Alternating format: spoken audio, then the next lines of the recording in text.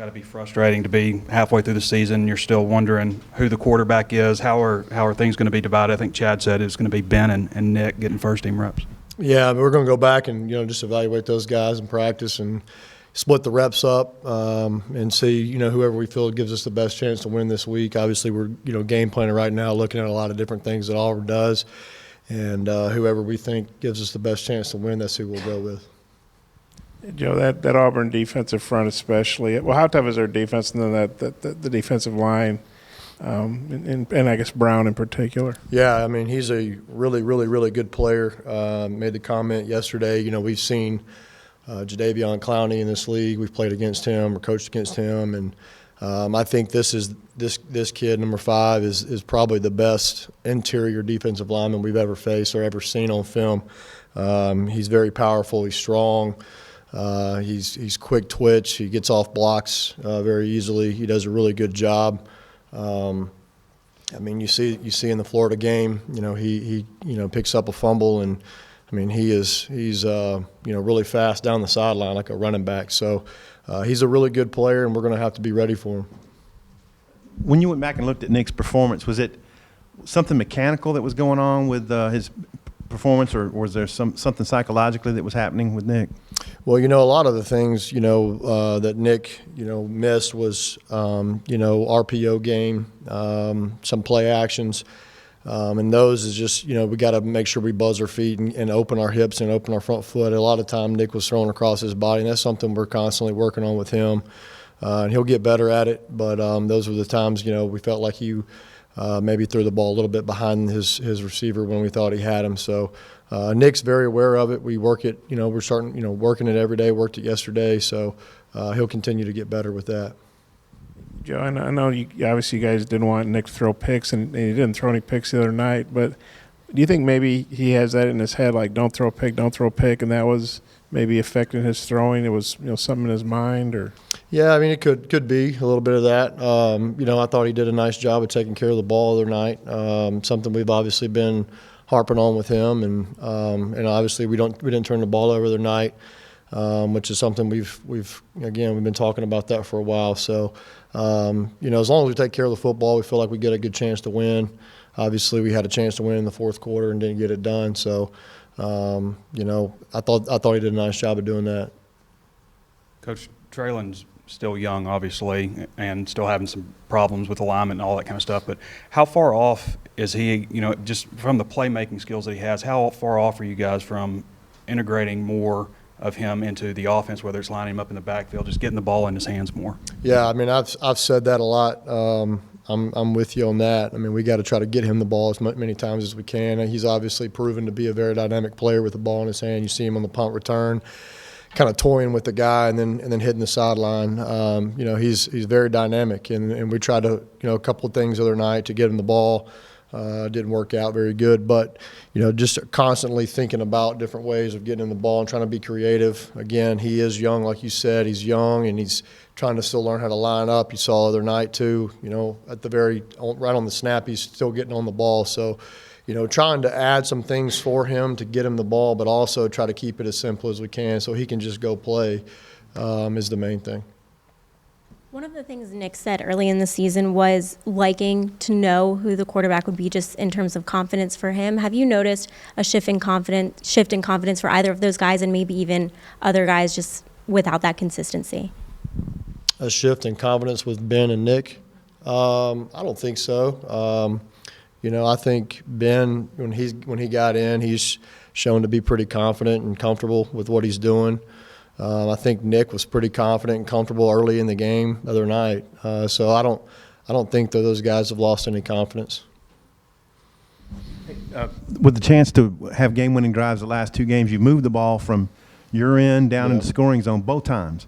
What's changed offensively? What were you trying to get done on Saturday's game with those last 4 calls?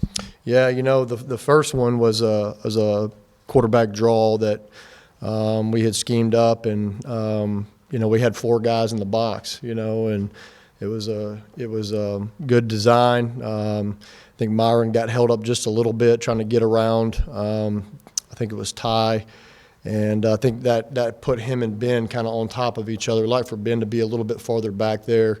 so that Myron, when he kicks that linebacker out, Ben hits it inside. And I think Ben was just a little too fast there, and we probably get a first down there on the quarterback draw. The second play, was an RPO. We had exactly what we wanted. We had Mike Woods on the slant and just missed it. Third down, obviously we gave up an opportune, not a good time to give up a sack there. Probably could have called maybe a quicker play, try to get it to a 4th and short or something, but thought we had some guys coming open late. That we could have done a better job maybe getting the ball out of his hand a little quicker. And then obviously 4th down and long was tough, and they dropped everybody, at the chains, and it was just made it tough, and Ben got pressured. So looking back on it, you always second guess yourself in those situations. Wish we, maybe take the RPO off and just hand the ball off to Rakeem, or try to see what we can get there on 2nd down and make it a little bit shorter 3rd down call. But again, you're always going to have those calls. You second guess yourself. If you hit Mike Woods on the slant, or Ben is a little slower and increases it, you're talking about something completely different. So, probably could have done a little better job play calling there. With Chase Hayden injured and Devois not being as productive, how much has it hurt you guys not having 1 through 3 of your running backs, Yeah, we got to do a better job of getting TJ going. I think he could have helped us a little bit the other night. We had some things that we had schemed up for him to get him the ball, and I could have done a better job probably of calling some of those. Things were working early in the game, so we kind of stuck with those. And that's one thing that you, as a coach, you don't want to ever get away from what's working. If something's working, try to stay with it. And second play of the game was a big play for us. Myron cut down the backside. They brought field pressure, and we creased them. And so we kept kind of coming back to that kind of scheme, not the same play, but that kind of scheme. And so, again, we can get TJ involved a little bit more and continue to bring Amante along. Amonte's really close. I'm really trying to push to get him in there a little bit. It's just hard when you're facing some SEC opponents, when we haven't been able to get him in early in the year. To see if we can really trust them in a game situation. It's hard to put them in there, and versus some SEC opponents that could come down to one play like it did the other night. So again, we're trying to bring those guys along and play as many as we can. Coach, against Ole Miss, Nick came in for Ben and outplayed him, and then the last 2 games Ben came in for Nick and outplayed him.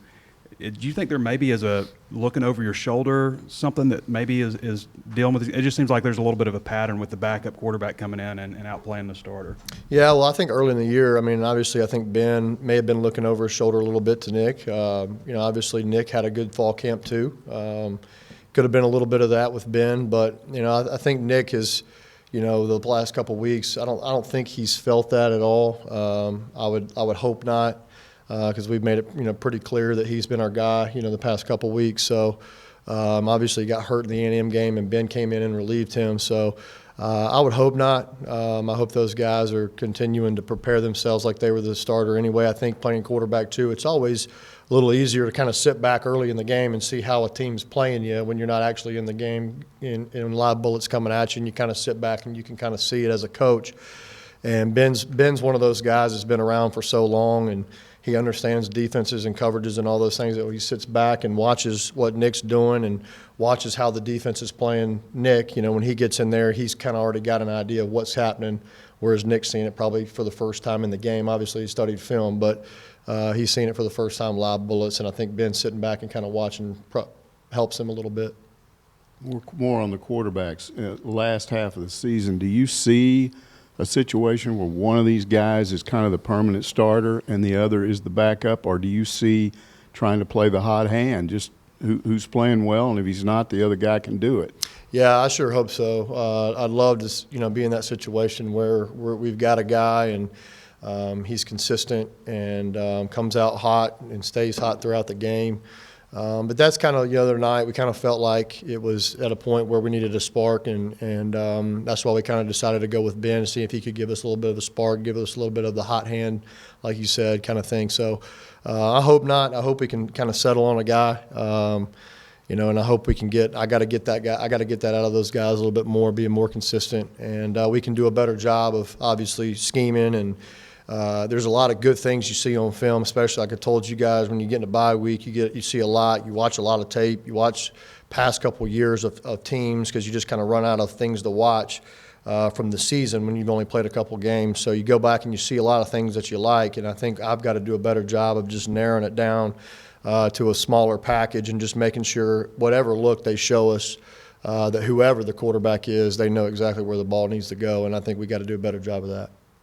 At the same time, Coach, 2 and 4 looks bad, but you've got a 4-point loss, another 4-point loss, a 7-point loss. Given that, do you start looking at maybe being more aggressive, like say before halftime when you guys, you tried to get a first down, but maybe being more aggressive in that aspect and maybe some others?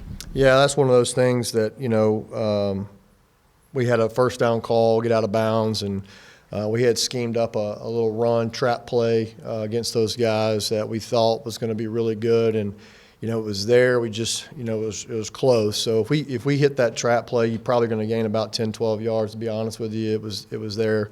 But, we didn't. And so at that point, we had another play called, and I think Coach was kind of thinking they may call a timeout or what, because they had some timeouts left. And so at that point, Coach just, we just decided to not go any farther with it. But, I think I've tried to be more aggressive, like you said, Trey, and one of the things I think of is down there on the goal line, we're on the 9-yard line, and, we throw an RPO to CJ, and, and then the next play we come out and throw a little, basically a screen to Rakeem in the flat.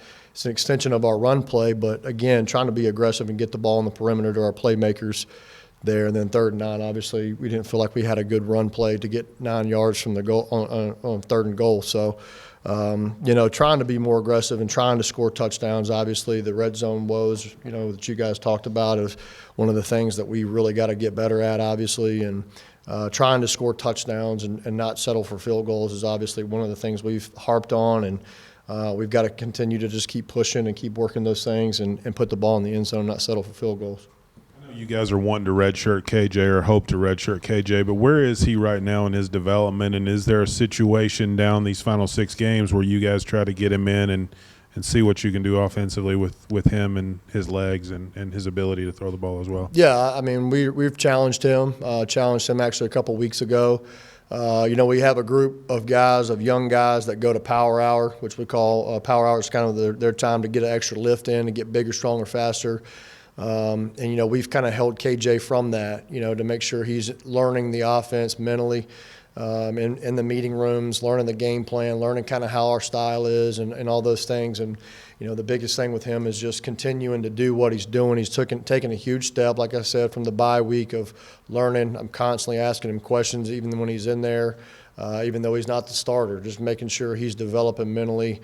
And any quarterback, I think I've mentioned this in the past, but any quarterback that comes out of high school, it's not a knock on their high school. We just do more at this level, and more is required of them. So, he's learning. He's doing a good job. He's just got to continue that. And I think if he does continue on the path that he's on, who knows? We may try to have a little package for him later in the year.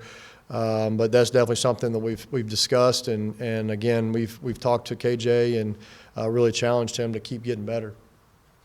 What are the keys to moving the ball against a team that's so stout defensively, so good against the run? What do you have to do? Well, we got to have a great plan. We got to have a great protection plan when we throw the football. And not a lot of teams have had a lot of success running the football against these guys. They're, like I said, they're big inside. They're quick. They're fast. They're quick twitch. They get off blocks. They got a lot of speed. That's one thing when you turn the tape on against these guys. It is evident that these guys are very fast. I think, number 13 is a 10-3 100-meter guy out of the state of Florida. And like I said, with number 5, you see him pick up a fumble and he's running down the sideline like a running back. So they got a lot of speed, and we're going to have to use some different things. I don't want to give too much away here, but we're going to have to use some different things to help us out, try to move the football effectively. Thanks, Joe. All right, thanks, guys.